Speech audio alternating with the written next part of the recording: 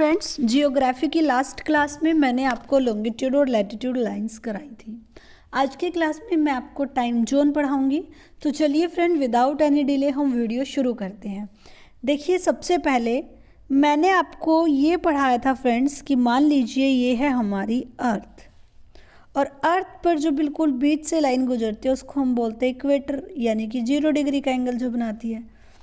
फिर हमने पढ़ा था क्या कि ये ट्रॉपिक ऑफ कैंसर, फिर ये थोड़ा और ऊपर जो कि हमने आर्कटिक सर्कल पढ़ा था, ये ट्रॉपिक ऑफ कैप्रिकॉर्न और ये अंटार्कटिक सर्कल। ऐसा कुछ मैंने आपको पढ़ाया था, और इन रेखाओं को मैंने बताया था कि ये लैटिट्यूड लाइन होती हैं जो कि लेटी हुई होती है।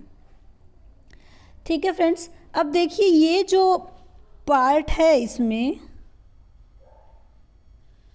ये वाला, इसको हम बोलते हैं उष्णकटिबंधीय यानी कि ट्रॉपिकल जोन। क्या बोलते हैं? उष्णकटिबंधीय यानी कि ट्रॉपिकल जोन, जिसमें मैंने आपको बताया था सन की डायरेक्ट लाइट पड़ती है और बहुत ज़्यादा गर्मी यहाँ पर होती है। उसके बाद ये वाला जो हमारा पार्ट होता है ये होता है फ्रेंड्स शीतोष्ण, यानी कि जहाँ पर थोड़ी ठंड होती है। इसको हम बोलते हैं टेम्परेट जोन। क्या बोलते हैं फ्रेंड्स? Temperate zone. अगर बात करो इसकी तो इसको हम बोलते हैं शीत और यानी कि फ्रीज्ड जोन, जहाँ पर बहुत ज़्यादा ठंड होती है। ऐसे ही सेम यहाँ इससे ऊपर होता है ये वाला शीतोष्ण और ये वाला शीत पार्ट। ठीक है, अब देखिए फ्रेंड्स, अगर मैं आपको एक और फिगर बनाकर ये समझाऊं कि मान लीजिए ये हमारी अर्थ है, ये अर्थ का इक्वेटर है और ये ट्रॉपिक ऑफ कैंसर और ये लाइंस है। ठीक है, अब मान लीजिए फ्रेंड्स, मैंने कहा ये 1 है, ये 2 है, ऐसे ही ये 1 है, ये 2 है, यानी एक पार्ट मैंने बोल दिया। अब आप मुझे ये बताइए कि कौन सा ज़्यादा ठंडा होगा, 1 ज़्यादा ठंडा होगा या 2 ज़्यादा ठंडा होगा? तो वेरी गुड, आप कहोगे कि ये 1 ज़्यादा ठंडा होगा, क्योंकि तो शीत वाले पार्ट में आता है, फ्रिज्ड पार्ट में आते हैं। तो इसको हम बोलते हैं फ्रेंड्स टुंड्रा। क्या बोलते हैं? टुंड्रा। और जो ये सेकंड पार्ट मैंने पढ़ाया है इसको हम बोलते हैं टैगा, जिसमें ठंड कम होती है, इसको हम बोलते हैं टैगा। ठीक है, अब देखिए ये तो था लैटिट्यूड लाइंस के बारे में। अब अगर अर्थ पे मैं बात करूँ, आप सबको पता है एक पोल यहाँ होता है एन पोल, यहाँ होता है एस पोल। फिर हम एक लाइन यहाँ ड्रॉ कर लेते हैं बीच में, और आप सबको पता है यहाँ से ऐसे हम लॉन्गिट्यूड लाइन यानी कि देशांतर रेखाएं खींचते हैं, जो कि मैंने आपको पढ़ाया था कि जैसे जैसे ये देशांतर रेखाएं कहाँ जाती है, जो रेखाएं जब ये इक्वेटर के साइड जो होती है, यहाँ पर इनकी जो डिस्टेंस है बीच में, यहाँ इक्वेटर पर मैक्सिमम होती है। अब जो देशांतर रेखाएं होती हैं फ्रेंड्स, देशांतर रेखाओं से मैंने आपको पढ़ाया था, इनसे हम क्या मेजर करते हैं, ये हमें किसके बारे में बताती है? डेट और टाइम के बारे में बताती है। उसके बाद देखिए, जो देशांतर रेखाएं हैं इनको हम दूसरे लैंग्वेज में मेरिडियन भी बोल सकते हैं। क्या बोल सकते हैं? मेरिडियन, यानी कि यामयोत्र रेखाएं, हिंदी में अगर बात करूं। और फ्रेंड्स, अगर बात करूँ इनके बीच की दूरी की, तो इनके बीच की दूरी कोई फिक्स नहीं होती, क्योंकि आपको पता है पोल्स पर दूरी मिनिमम होती है और इक्वेटर पर दूरी मैक्सिमम होती चली जाती है।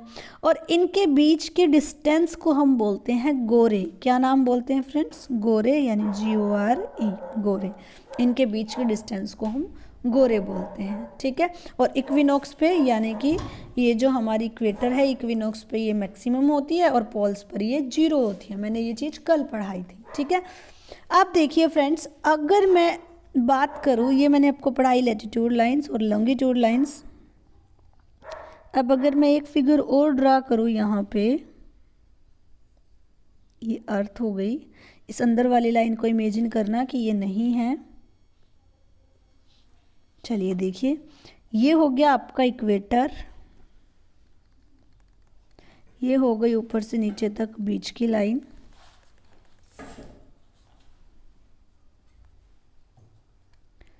मैं ये जो फिगर बना रही हूँ इसको ध्यान से देखना, फिर मैं आपसे पूछूंगी कि इस फिगर को हम क्या कहेंगे। जैसे मैंने ये बनाई तो हम इनको लैटिट्यूड फिगर बोलेंगे, इसको लॉन्गिट्यूड, क्योंकि हमने देखा कि इसमें मैंने अर्थ पर लॉन्गिट्यूड वाली फिगर बनाई है। अब ये नेक्स्ट जो मैं बना रही हूँ इसको ध्यान से देखिए और मुझे बताइएगा।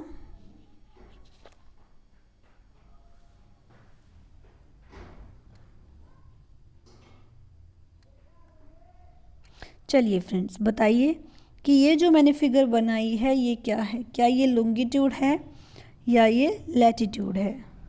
देखिए फ्रेंड्स, इसको हम बोलते हैं ग्रिड, हिंदी में भी और इंग्लिश में भी। ये जो हमने बनाया ना ऐसे अर्थ का लॉन्गिट्यूड और लैटिट्यूड दोनों लाइन खींच दी, तो ये एक ग्रिड बनकर आया है। ठीक है, अब इस ग्रिड से हम क्या देखेंगे कि टाइम कैसे देखते हैं हम अर्थ के ऊपर। देखिए फ्रेंड्स, सबसे पहली बात अगर मैं बात करूं कि सन किस साइड से निकलता है, ये हो गया हमारी अर्थ में ये हो गया ईस्ट वाली साइड, ये हो गई वेस्ट वाली साइड, ये नॉर्थ पोल हो गया और ये साउथ पोल हो गया। अब आप सबको पता है सन निकलता है हमारा ईस्ट साइड से। अगर ईस्ट साइड से सन निकलता है फ्रेंड्स, तो आप मुझे ये बताइए टाइम आगे कौन सी साइड का होगा। तो वेरी गुड, आप सबको पता है ईस्ट वाली साइड में टाइम आगे चलेगा और वेस्ट वाली साइड में टाइम पीछे चलेगा। पीछे क्यों चलेगा इसका रीज़न समझते हैं। सन हमारा निकलता है पूर्व से, जब पूर्व से सन निकलता है तो इस साइड क्या होगा, सूर्य का प्रकाश जल्दी पड़ेगा। यहाँ होगी हमारे पास सुबह। ठीक है फ्रेंड्स, सुबह होगी और जैसे ही सूर्य थोड़ी और आगे आएगा तो इस एरिया में दोपहर हो जाएगी और जैसे ही सूर्य आगे जाएगा तो यहाँ पे सुबह हो जाएगी। इस वाले पार्ट में रात चली हुई है अभी। ठीक है, फिर जैसे ही सूर्य थोड़ी और आगे आएगा तो यहाँ सुबह होगी और यहाँ बिल्कुल दोपहर होगी, यहाँ पे अभी भी रात होगी इस वाले पार्ट पे। ठीक है, तो इसका मतलब है जैसे ही हम ईस्ट से उस साइड जा रहे हैं तो ईस्ट का टाइम आगे था क्योंकि यहाँ सुबह थी और इस वाले छोर पर रात थी, तो आगे कौन हुआ, जहाँ सुबह हो गई। तो इसका मतलब पूर्व की साइड में क्या होगा फ्रेंड्स, टाइम आगे होगा और पश्चिम की साइड में क्या होगा, टाइम पीछे होगा। चलिए आगे बढ़ाते हैं वीडियो को और इस चीज़ को समझते हैं कि हम कैसे पता करेंगे कि टाइम आगे होगा या पीछे होगा। देखिए, आप सबको पता है हमारी जो अर्थ है वो क्या होती है, पूरी अर्थ 360 डिग्री का एंगल बनाती है। यस, क्यों बनाती है 360 डिग्री का एंगल, क्योंकि अर्थ गोल है। अब अर्थ अगर 360 डिग्री का एंगल बनाती है, इससे पहले हम थोड़ा ये क्वेश्चन करके देखते हैं कि मैंने बताया टाइम आगे होगा पीछे होगा, आप कैसे देखोगे। मान लीजिए ये दो फिगर मैंने बनाई है, ये अर्थ है हमारी और यहाँ मैंने ये दो देशांतर रेखाएं दी और आपको बोला ये 40 डिग्री ईस्ट पर है और ये 60 डिग्री ईस्ट पर है। फिर मैंने एक फिगर और बनाई कि ये वाली लाइन 30 डिग्री ईस्ट पर है और ये 40 डिग्री वेस्ट पर है। तो बताइए ये ए फिगर है, ये बी फिगर है। ए फिगर में टाइम कौन से डिग्री एंगल पर आगे होगा। तो आप सबको पता है कि इसमें 60 डिग्री ईस्ट में आगे होगा। क्यों? क्योंकि पूर्व की साइड में टाइम आगे होता है, जितना जितना दूसरी साइड जाते जाएंगे टाइम पीछे होता जाएगा। और इसमें बात करूँ तो देखिए 40 डिग्री तो वेस्ट में ही है, तो 30 डिग्री ईस्ट में टाइम आगे होगा क्योंकि टाइम सूर्य की साइड आगे होता है और सूर्य हमारा ईस्ट में निकलता है। ठीक है फ्रेंड्स, चलिए एक फिगर और दे देती हूँ, उसमें आप मुझे बताओगे कि टाइम कौन से रेखा पर टाइम आगे होगा। देखिए जैसे ये मैंने कहा ये है हमारा 30 डिग्री वेस्ट और ये है हमारा 90 डिग्री वेस्ट। तो बताइए दोनों रेखाओं में से किस रेखा पर टाइम आगे होगा। तो आप कहोगे 30 डिग्री वेस्ट पर आगे होगा। क्यों? क्योंकि जैसे जैसे इस साइड जाएंगे तो इस साइड वाला टाइम आगे होगा और वेस्ट वाला साइड वाला टाइम पीछे होगा। तो इन दोनों में कंपैरिजन करो तो इस टाइम वाला टाइम आगे होगा। ठीक है फ्रेंड्स, आई होप सो आपको ये क्लियर हो गया होगा कि टाइम किस साइड आगे होगा और क्यों होगा, क्योंकि सूर्य ईस्ट से निकलता है। अब बात करूं जो हमारी अर्थ है वो कितने डिग्री का एंगल बनाती है, तो फ्रेंड्स अर्थ हमारी 360 डिग्री का एंगल बनाती है, ये आप सबको पता है। जो हमारी अर्थ है वो अपना एक चक्कर कितने घंटे में पूरा करती है फ्रेंड्स, 24 घंटे में। और 24 घंटे में अर्थ कितने डिग्री का एंगल बनाती है, 360 डिग्री का एंगल बनाती है, पूरा कर लेती है एक चक्कर पूरा। तो एक घंटे में अर्थ कितने डिग्री का एंगल बनाएगी, तो फ्रेंड्स 24 से डिवाइड करेंगे तो आएगा 15 डिग्री। इसका मतलब एक घंटे में अर्थ 15 डिग्री का एंगल बनाएगी। अगर मैं बात करूं मिनट में, यानी कि एक घंटे में 60 मिनट होती है, तो 60 मिनट में अर्थ 15 डिग्री एंगल बना रही है, तो एक मिनट में अर्थ कितने डिग्री का एंगल बनाएगी, तो एक मिनट में अर्थ बनाएगी 4 डिग्री एंगल। सॉरी, एक मिनट में, यहाँ हम ये निकालेंगे कि अगर 60 मिनट में 15 डिग्री का एंगल बना रही है तो 1 डिग्री एंगल को कितने मिनट में बनाएगी, तो 1 डिग्री एंगल को कितने मिनट में बनाएगी फ्रेंड्स, 60/15 यानी कि 4 मिनट में 1 डिग्री का एंगल बनाएगी अर्थ। ठीक है, अब आगे देखिए, मान लीजिए मैंने आपको कहा ए कोई पॉइंट है हमारी अर्थ की लैटिट्यूड लॉन्गिट्यूड में, और ये बी कोई पॉइंट है। ए और बी के बीच में कितने डिग्री का एंगल बन रहा है, 15 डिग्री का, यानी कि एक घंटे में 15 डिग्री का एंगल, 15 डिग्री की डिस्टेंस ये कंप्लीट कर रही है। अगर मैं 1 डिग्री में बात करूं तो 4 मिनट में हो जाएगा। ठीक है, तो देखिए हम कैसे इससे क्वेश्चन सॉल्व करेंगे। मान लीजिए मैंने आपको एक क्वेश्चन दिया, ये हमारी हो गई अर्थ, मैंने आपको कहा कि ये कोई 2 देशांतर रेखा है, और मैंने आपको कहा देशांतर रेखा किसके लिए यूज होती है, टाइम बताने के लिए। इस पे कोई पॉइंट ए है और इस पे कोई पॉइंट बी है, और मैंने आपको कहा कि ए जो है ना वो 15 डिग्री ईस्ट पर है और बी हमारा 135 डिग्री ईस्ट पर है।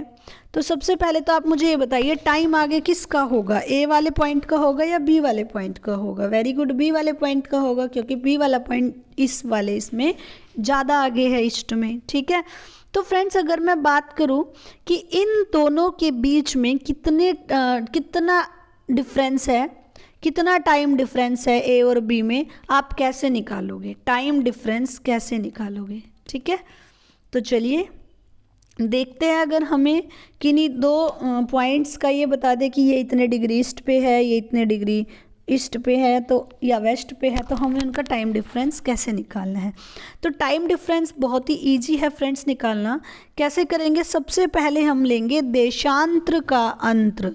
देशांतर जो रेखाएं हैं उनके बीच का अंतर लेंगे और उसको 15 से भाग कर देंगे। जैसे कि अगर इन 2 रेखाओं की बात करूं तो 135 का और 15 का हमने अंतर लिया और 15 से डिवाइड किया। 135 में से 15 को आप घटाओगे तो 120 आएगा, और 15 से भाग करोगे तो 15 8 होता है 120, यानी कि इन 2 रेखाओं में 8 घंटे का अंतर आ गया है। अब मान लीजिए वो ये कहता कि ए जो पॉइंट है ना, इस पर 15 डिग्री ईस्ट पर समय टाइम जो है वो 2 PM था या है, तो बताइए 135 डिग्री ईस्ट और बी पॉइंट पर कितना समय होगा। तो आप कैसे निकालोगे, देखो यहाँ वाला टाइम इससे आगे चल रहा होगा, ये 2 PM है, तो 2 PM में 8 घंटे का अंतर है, तो इनका अंतर जोड़ दो, क्योंकि हमें आगे की तरफ जाना है तो हम अंतर जोड़ेंगे। अगर हमें पीछे की तरफ जाना होता फ्रेंड्स तो हम उस अंतर को घटा देते हैं।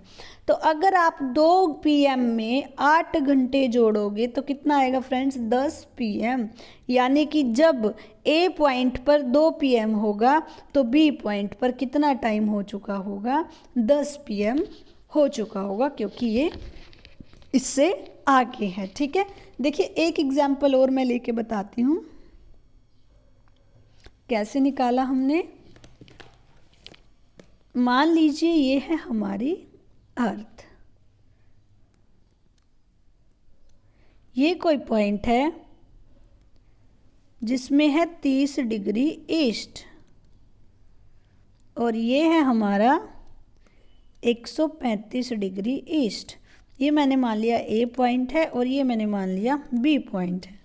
अब मैंने आपको कहा अगर बी पॉइंट पर टाइम 10 AM है तो बताइए ए पॉइंट पर टाइम कितना होगा। तो सबसे पहले आप क्या करोगे, इन दोनों के बीच का टाइम डिफरेंस निकालोगे। टाइम डिफरेंस कैसे निकालोगे, इन दोनों के डिग्रीज का अंतर निकालोगे, देशांतर का अंतर, और 15 से डिवाइड करोगे। 135 में से 30 घटाओगे फ्रेंड्स 105 आएगा, और 15 से डिवाइड करोगे तो 7 घंटा आएगा, कि 7 घंटे का अंतर है इन दोनों के बीच में। 7 घंटे का अंतर। और फ्रेंड्स देखो, ये वाला टाइम तो आगे होगा ना, और ए वाला टाइम तो बी वाले टाइम से पीछे होगा।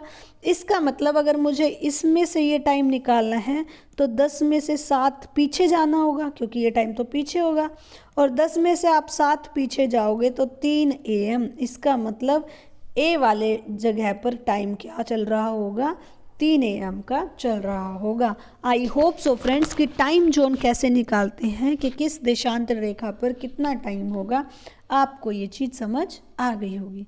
चलिए थोड़ा सा आगे मैं इंटरनेशनल टाइम जोन की बात भी कर लेती हूँ। देखिए इंटरनेशनल टाइम जोन,